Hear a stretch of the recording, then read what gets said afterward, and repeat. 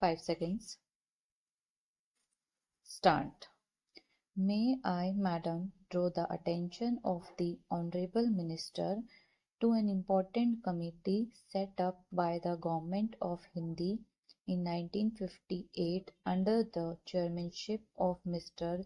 Neoji, who was asked to inquire into the various problems of railway road coordination.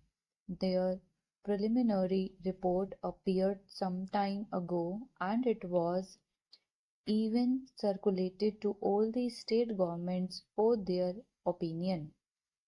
But to my regret, I have to say that the work of this committee has been very much hindered as a result of the indifference and, may I say, callous negligence on the part of the state governments as well as on the part of the ministry concerned in taking up this question and in pursuing it so that we may be able to have clear, comprehensive picture of the transport situation in the country.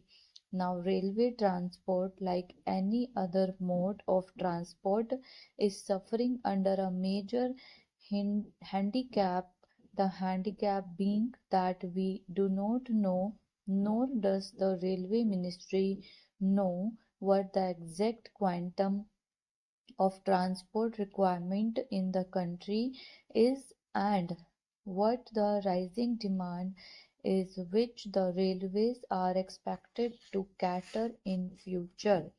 Certain targets which have been worked out in the third plan have been given to us. In the second plan we were given certain targets, but unfortunately, Madam, may I point out that all those targets were either gross underestimates or exaggerations. Throughout, we have seen that we have not been able to have a well coordinated and progressive development of the transport system and in particular the railway system in the country. So anything we suggest today will have that kind of air of unreality. Without knowing fully or adequately what exactly the transport needs in the country are, we are not in a position to discuss or dilate upon the problems of the railways or the transport itself. Madam, last year when I was speaking on the budget, I pointed out that there had been planning of some sort, but within this planning there had not been sufficient planning in the functioning of the administration. There has not been planning in carrying out the various phases of the program enunciated in the plan or in the budget. Frequently, we came across the statement by the Honourable Minister that the railways have not been able to fulfill certain things. I went through the pages of the budget papers and I also a speech of the minister. I came across this significant expression. Wherever there are failures or shortfalls in performance, we are told that these are mainly due to unpredictable factors or factors beyond control. I do not think that some of the factors which my honorable friend would like to believe that they are unpredictable or uncontrollable cannot be anticipated.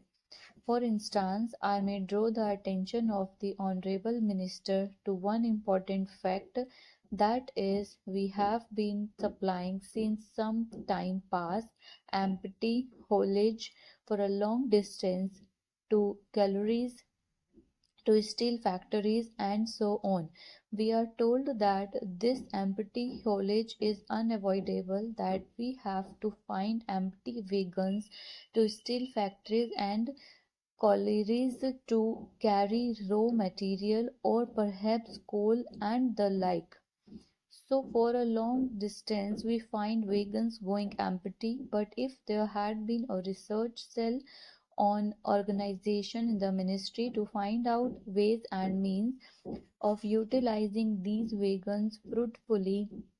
By avoiding bottlenecks in between, we could have solved the transport difficulty to a certain extent. I do not want to be told by the minister that this is a physical impossibility.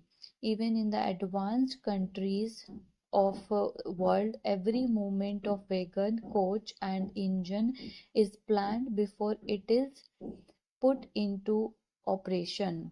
It is unfortunate and tragic that in this country, after a decade of planning, we have not been able to think in terms of planning while executing the works. Now, in regard to some of the general problems of the railways, I would say first of all that the rise in demand is so great that we have to be prepared to provide not only adequate but also effective transport facilities to our people. I need not tell the House that the railway transport system in general is greatly dependent or interdependent on the general economy of the country. But during the last one decade, there has been one significant factor that has to be appreciated, that is the demand for transport is increasing at a faster rate than the rise in the national income or the rise in production in any sector or any industry. This is a factor that has not been adequately appreciated. Even if it has been adequately appreciated, no attempt or sincere effort has yet been made to carry out the fulfillment of the needs of all these sectors of our economy.